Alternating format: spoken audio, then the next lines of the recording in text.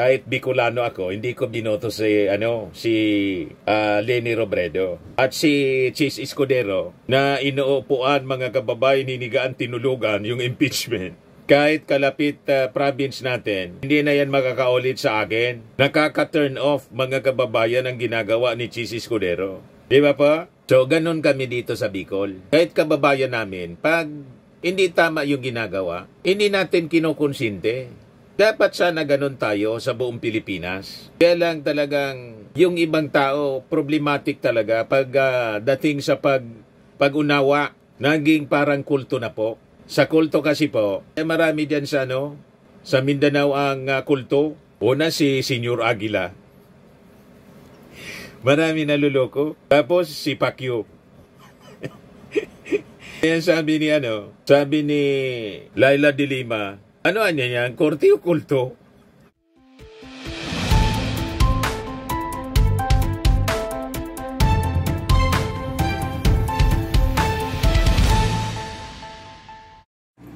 Hello po mga kababayan, si Dante Maravillas. Sabi dito sa result ng survey ng SWS, 4 sa 10 na mga Filipino ang nagsasabi hindi sila sang-ayon sa impeachment laban kay Sara Duterte.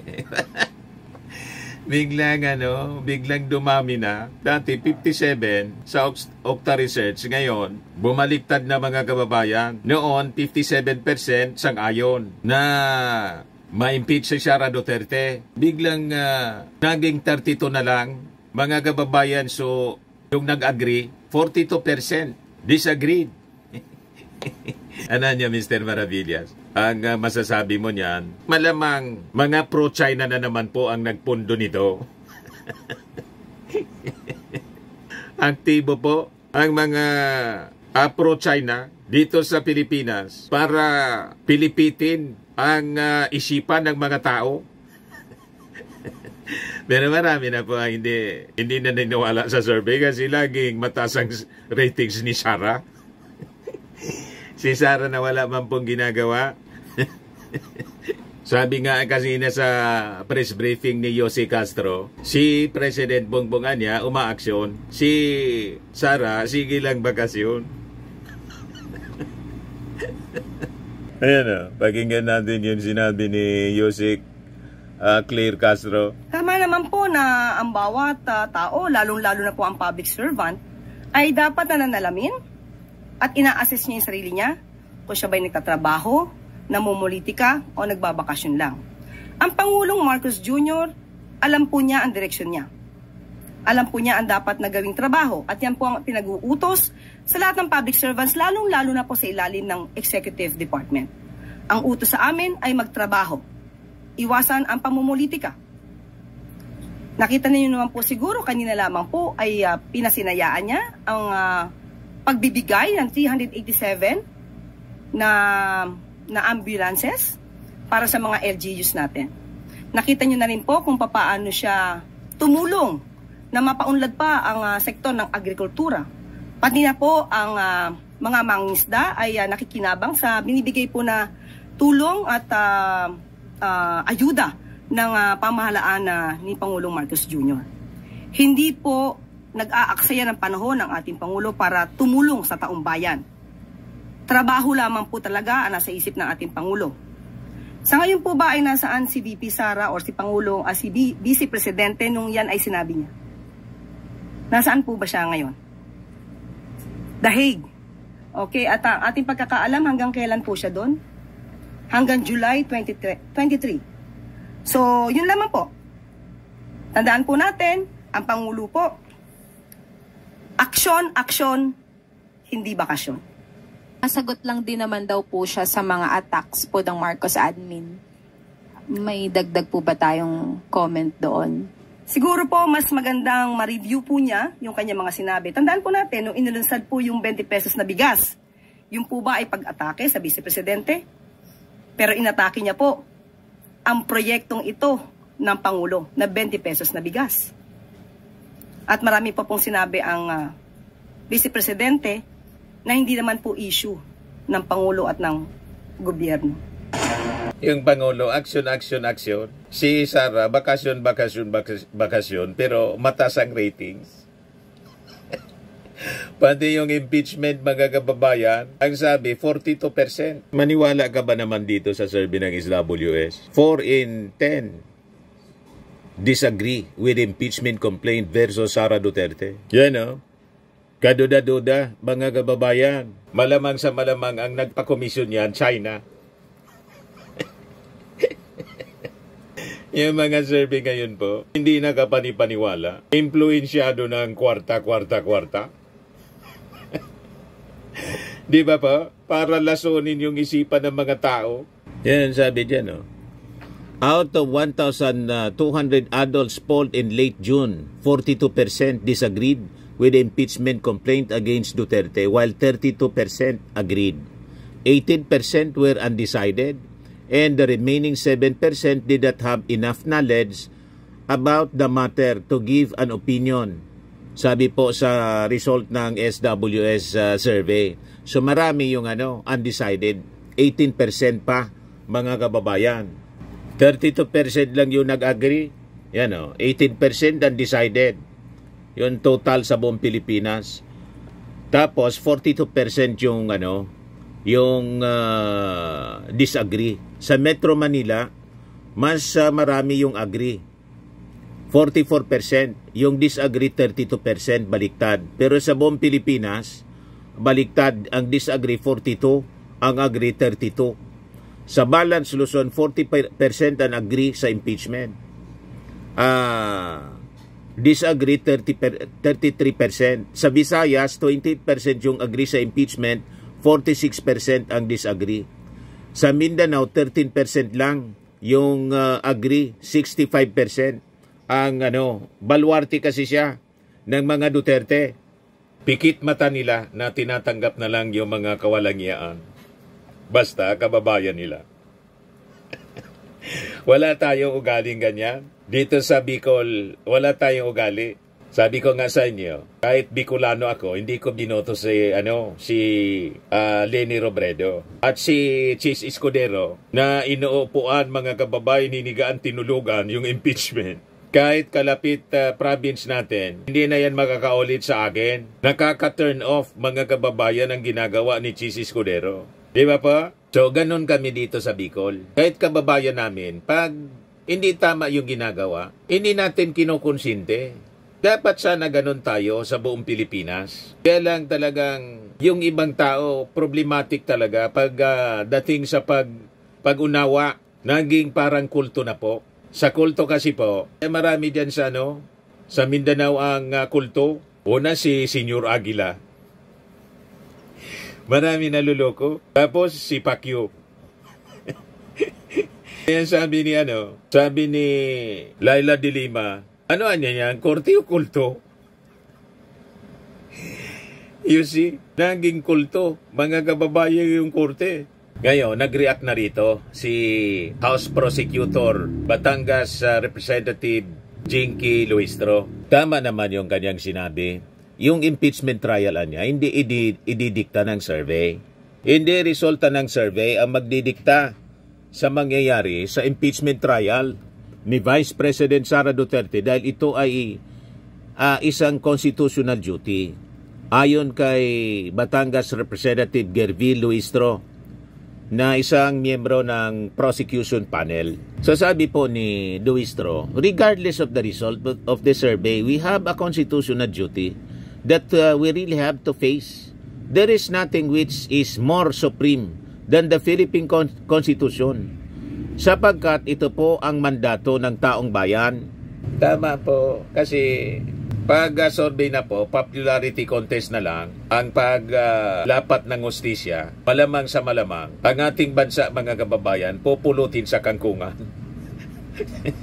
Di ba? Ang paggawa ng masama po, mas popular kaysa sa paggawa ng tama. Ngayong panahon na to, di ba? Wala na. Total moral bankruptcy. Mga kababayan, as prophesied in the Word of God, na ang mali, siya ng tama, ang tama ay mali. Fulfillment ito ng prophecy. Yung mga tao natutuwa sa paggawa ng masama. Pero tayong alam natin yung tama, mga kababayan. Kahit pa popular yung mga ginagawang mali, kailangan natin aksyonan yung mali. Yung mali dapat itama. Gaano man mga kababayan ka-unpopular ng paggawa ng tama.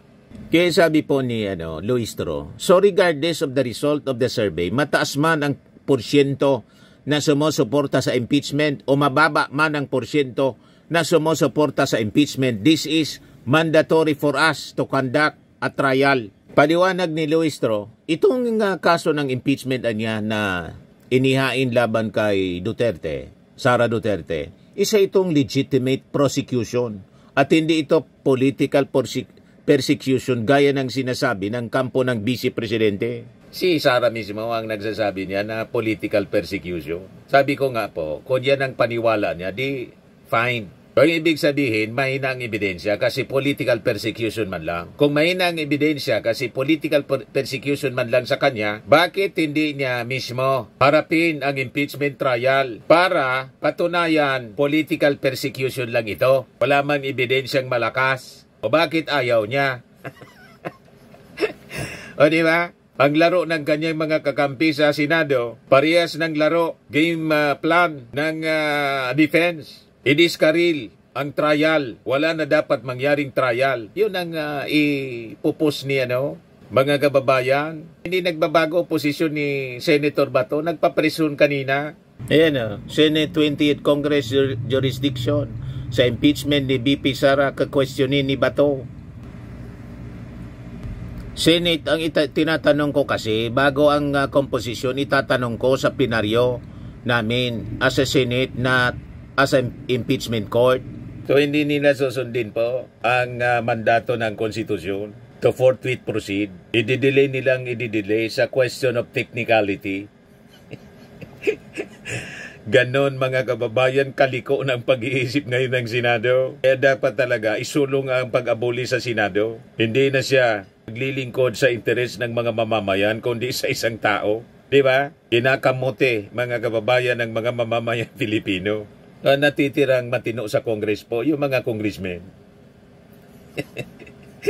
Baliktad na mga kababayan noon, ang reputasyon ng Congress ang medyo mabaho noong mga panahon. Pero ngayon bumaliktad, ang napakabaho na po ang reputasyon yung Senado. Yung Congress ngayon, pag nagsasagawa ng mga hearing, talagang pinapanood ng ating mga mamamayan. Nagugustuhan nila yung mga Quadcom investigation po sa Congress. Sa Senado po, ang medyo matino na lang na natira si Coco Pimentel at si Risa Ontiveros. The rest po, lahat na yata nabubulok na nabubulok na kamatis. Di ba?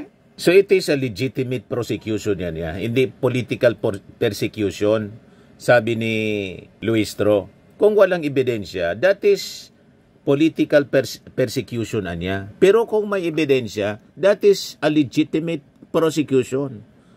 As far as we are concerned, we have ample and strong evidence supporting the 7 articles of impeachment.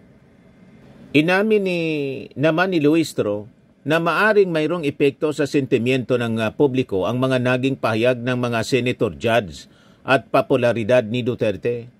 And that is why there is a need really for us to proceed to the presentation of evidence so that the people will have an ample opportunity to assess really if we have a basis to proceed to this.